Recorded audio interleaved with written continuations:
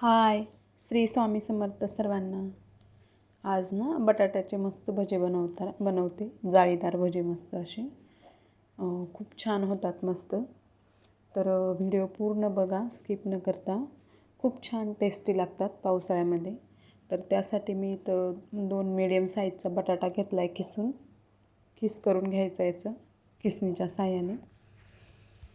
आणि त्याच्यानंतर एक छोटा मीडियम साईजचा कांदा लांब साईज पाकळ्यांमध्ये कट करून घेतला, तो पण याच्यामध्ये ॲड करून घ्यायचा.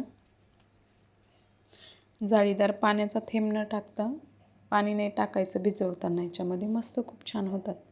खूप सारा लसूण ठेचून टाकायचा.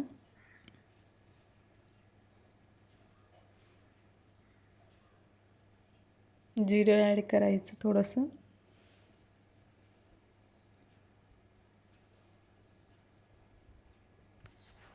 पाऊस चालू आहे आता. पावसाच्या दिवसामध्ये गरम गरम भजे, चहा, नाश्त्यासाठी खूप छान लागतात. तुमच्याकडे चालू आहे का पाऊस, ते पण सांगा कमेंटमध्ये.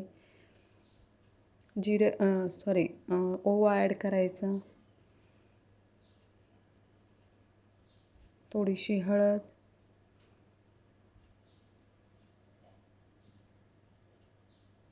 चवीनुसार मीठ. अजून मोठा पण साईजचा बटाट्याचा खिस काढला जातो. तुमच्याकडे खिसणी जर मोठ्या होलची असेल तर खूप छान येतो अजून.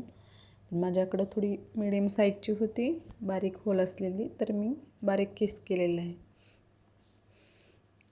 लाल तिखट टाकायचं.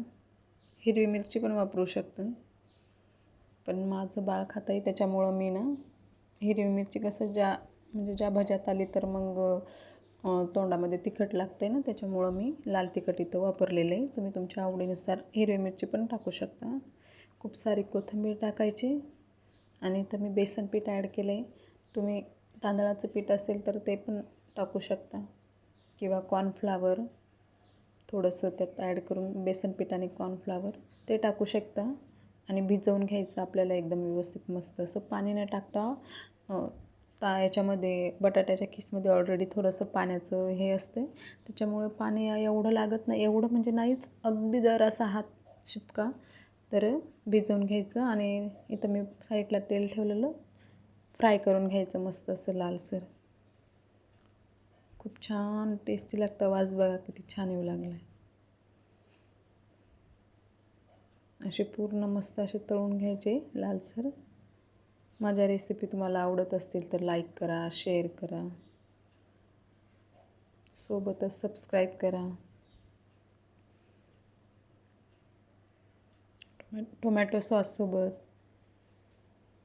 दह्यासोबत खूप छान लागतात. दह्याची चटणी बनवायची, तडका देऊन मस्त, जिरं, मोहरी, कढीपत्त्याचा, तर खूप छान लागतं. गरमागरम मस्त. हे बघा, असे पूर्ण तळून घ्यायचं लालसर.